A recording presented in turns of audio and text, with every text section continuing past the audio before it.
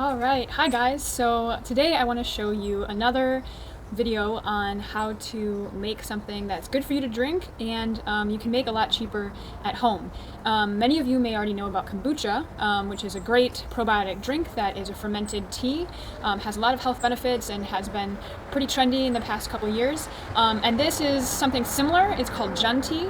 It's also a fermented tea that you can make really easily at home. It has a lot of similarities, but I actually prefer it to kombucha. I used to brew kombucha, but sometimes it just got too sour and too tart for me, and Jun is a really great alternative. So I'll give you the lowdown quick on what the differences are and then walk you through what you need and how easy it is to make. Overall, it's about an eighth of a price if you do it at home. You can make a gallon for about $2.25, and that just wipes the store-bought stuff off the table in terms of the cost. So the first thing is that the ingredients for Jun are a little bit different. For kombucha, you need black tea and white granulated sugar, and for Jun, instead you need green tea and raw honey. And so a lot of people like this because they're not really all that excited about using white granulated sugar. A lot of diets like paleo or Whole30 will prevent you from using that, and so making a tea with raw honey instead is a really great alternative.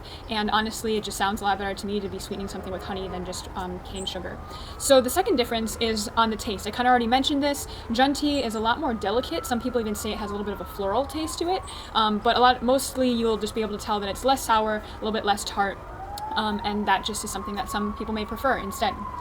The third difference between kombucha and Jun is that Jun ferments a lot more quickly. It'll ferment in a couple of days, whereas kombucha will take anywhere from like a week to a month, depending on the temperature of your environment and also just how tart you like your kombucha.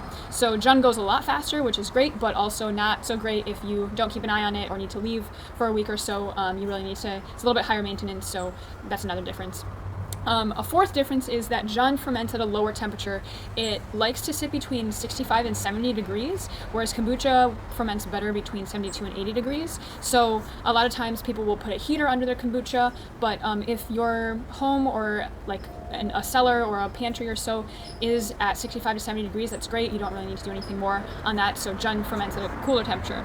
And finally, they have two different bacteria. Both of them use a SCOBY, which is like the mother, it's the symbiotic culture of bacterial yeast, but they have slightly different cultures, and that's why the cultures like to eat different things. One likes the granulated sugar, other likes honey, and then they just kind of vibe off of those ingredients differently to give you the different flavors. So that's a little bit about the differences, but they are very equal in the amount of work it takes to make them, and it's just a lot of fun and it's really good for you. So as I mentioned, some of the other things in addition, you're going to need tea, green tea, and I recommend doing loose leaf, something that's of a higher grade. The better the tea is, the better the nutrients are, and that in full circle will come back to you. So you need some loose leaf green tea. I'm going to be making 2 gallons today, so you're going to also need some kind of vessel that you can use. I use this glass vessel that has got a spout right at the bottom, so I can, once it's done fermenting, I can just have it directly spout off there, and this is called a continuous brew, so I just add the new tea back on top, and then once it's done fermenting and I want to siphon it off into my bottles, I just open the valve below.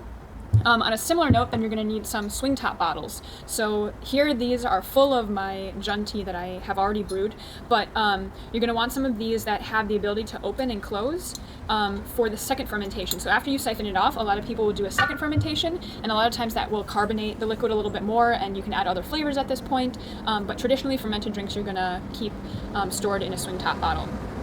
Then you're also going to need raw honey. So I've got some here from Costco. It's just raw, unfiltered honey. Adds to the nutritional benefits of Jun.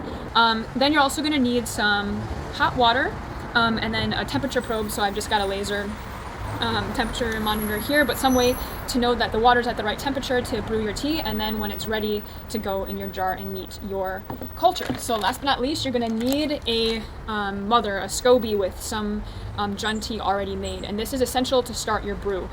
If you either have a friend who ferments Jun, you can get it from them. Otherwise, I'll link in the description some sources that you can buy them online, but in order to start your tea, you need one of these. All right, so that, and then you also want spatula and spoon just to kind of mix everything together. One thing to note, especially when making kombucha, and I think it translates over to Jun, is that you don't really want any of your items to be metal. So beyond like heating the water, if you can avoid everything else being metal, that's good. They just say that some of the ions going into the water, it's not great if it's interacting with a lot of metal. So some tips and tricks. First, you're going to have your tea steep. But the thing is once it's warm enough, you want to be using 170-degree water. But once it's finished steeping, the problem is that cannot come into contact with your culture right away. You need to let it cool down, and a lot of times that cooling period is really long, and I'm very impatient. So the trick here is that you don't need to warm up all of your water. You just need to warm up enough to make like a tea concentrate, and then if you mix it in with cold water, that'll save you a lot of time. So I've got my cold water here, and normally what I do is about a quarter of the water I'll heat up, and then 3/4 of it I will keep at room temperature to help speed up the cooling down process. So I'm going to make 2 gallons of Jun tea. That requires 32 cups of water. So then a quarter of that, being 8 cups, is what I'm heating up here, and then 24 cups is what I'm just going to pour right into my vessel. So that's ready to go once my tea is finished steeping. So for 2 gallons, I'd use 12 grams of tea. That's about 3 tablespoons. So I'm just going to pour that here into my bowl. And then I'm going to use my temperature monitor just to evaluate the temperature of my tea kettle. So I want it to be, like I said, 170 degrees for steeping. And I'm at about 166 right now, which is great. So, all right, and then I'm going to let that sit for 5 minutes. 3 to 5 minutes, just set a timer. Okay, so now that your tea has steeped, you're going to pour it into the cold water to, like I said, help bring the temperature down a little bit quicker than just needing to wait for it to come to room temperature. So I didn't let it steep in the metal for the whole time. I'm just using it now as like a sieve. Once you've done that, you just want to stir it up, and the cool thing is you can get these temperature strips, these colorimetric temperature strips, so that you can tell the temperature of your brew.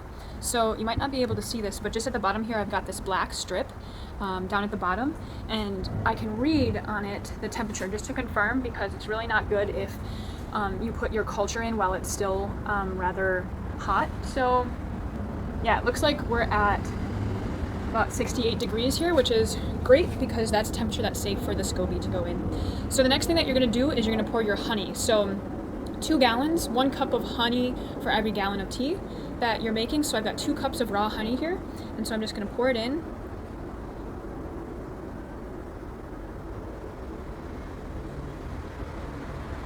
And the key is you want to be adding this after your tea cools down, because you don't want the raw components of the honey to really come into contact with very warm water, because that will kill off a lot of the natural elements of the honey.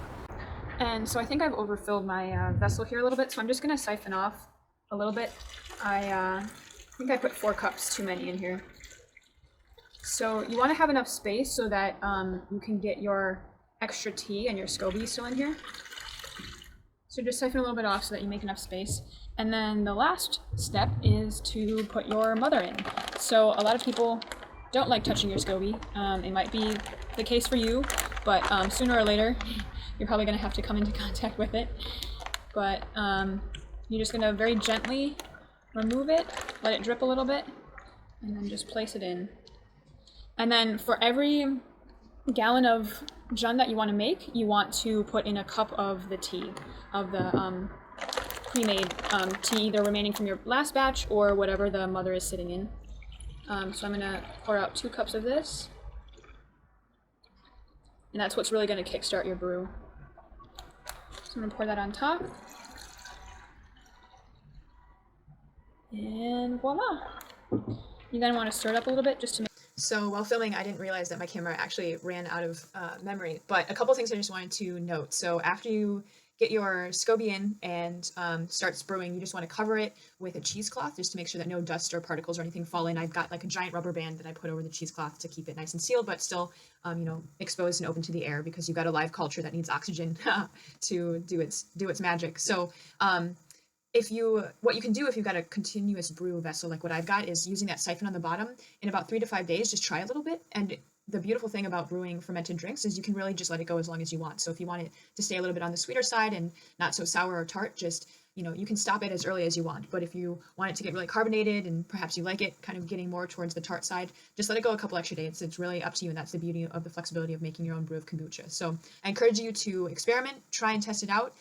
Once it reaches a flavor that you really like, siphon it off into those swing top bottles that I told you about, and then you can let it ferment another couple days. So you actually close the swing top bottles. At this point, you can add different flavors. So either pureed fruit or some people like putting different herbs in. I personally love ginger and like blueberry or like peach or mango, strawberry, blueberry. The options are endless here. And some great recipes online. Maybe I'll link some down in the description below. But anyhow, you can let that ferment for another additional 2 days. That normally allows the culture again to eat up those sugars of the fruit and to kind of add a little bit more bubbliness to the brew. And then when you then want to stop it and move it into your fridge, that'll stop the fermentation and you can enjoy it just like you would a drink that you would have bought from the grocery store. So anyhow, that kind of wraps up this video. I always love hearing your comments and suggestions and further questions in the comments below. So please go ahead and drop a line if you try this yourself and what you think, what feedback you might have. I always love chatting with you guys down there. So anyhow, thanks for watching and I'll see you in the next video.